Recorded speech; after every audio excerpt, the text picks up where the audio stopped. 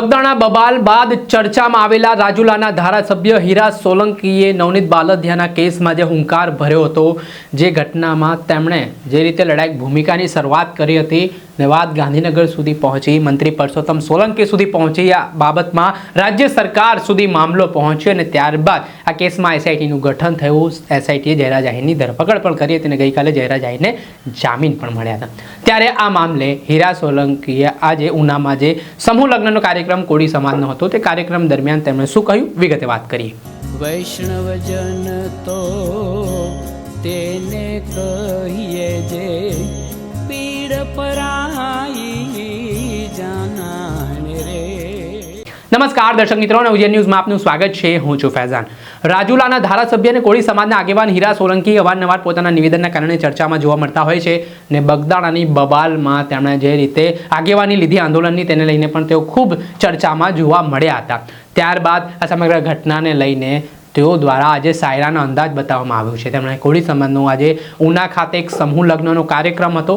આ સમૂહ લગ્નના કાર્યક્રમ દરમિયાન તેમણે કહ્યું છે કે અમે તમારા સારા કામમાં ના આવી શકીએ, પણ જે ખરાબ તમારો સમય હશે ત્યારે તમારી સાથે ઊભા રહીશું. તેમણે કહ્યું કે હમ બુરે લોગ હૈ, બુરે સમય મેં આપકે કામ આएंगे. તે પ્રકારે તેમણે એક શાયરીના અંદાજમાં શું કહ્યું તે સાંભળો. અમે કર્યા છે અને આપ સૌને એ જ વિનંતી કરીશ મિત્રો, કદાચ તમારા હારા દિવસોમાં અમે કદાચ પડખે ન ઊભા રહી શકતા હોય તો એની ચિંતા ન કરતો મિત્રો, પણ બુરા સમયમાં તમારા પડખે ઊભા રહેવાના પ્રયત્ન કરશું, જમણો આંગ બનીને પ્રયત્ન કરશું. આ હરમેશ માટે આ બધું જોયું છે.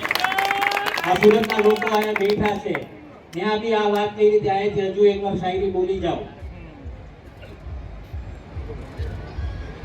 तेरे दिन अच्छे हैं तो मुझसे किनारा कर ले, तेरे दिन अच्छे हैं तो मुझसे किनारा कर ले, हम तो बुरे लोग हैं, बुरे वक्त में काम आते हैं. हमने जेवा समझो एवा समझे, પણ અમારે જે સમય તમારો બુરો વખત આવશે ને એ સમયે તમે કોઈ દેખાય કે ન દેખાય, પરસોત્તમભાઈને હાકલ કરજો, હીરાલાલ સોલંકીને હાકલ કરજો, દિવેશને હાકલ કરજો, આ ચેતન કુમારને આ જમાયો બેઠા છે, હાકલ કરજો. તમારો જમણો બંધ બનીને તમારા પડખે ઊભા રહેવાના સંપૂર્ણ પ્રયત્ન કરજો. આજે વૃદ્ધ સમાજે પ્રેમ આપ્યું છે ને હંમેશા અમે કહેતા આવ્યા છે, અમને આ સ્ટેજ પર આપણે આપણા સમાજનું ઘડતર નક્કી કરવું પડે. હું યુવાનોને કહેવા આવ્યો છું, વડીલોને કહેવા આવ્યો છું, નાનો છું પણ છતાંય મોટી વાત કરું છું મિત્રો, આપણા સમાજનું બંધારણ નક્કી કરવું પડશે. જો આને આ જ રીતે આપણે ચાલતે રહીશું તો આપણે આપણો સમાજ ક્યારેય બીજા સમાજના હરોળમાં આપણે આવી નહીં શકીએ. આપણા સમાજના નિયમો નક્કી કરવા પડશે. હમણાં યુવાનોએ જોયું હશે, ઠાકોર સમાજ ભેગો થયો હતો, રાતના 3 વાગે ભેગો થયો મિત્રો, 3 વાગે. અને કેટલા ભેગા થયા? 1.5 લાખ ભેગો થયો મિત્રો, 1.5 લાખ. આ નાની વાત નથી.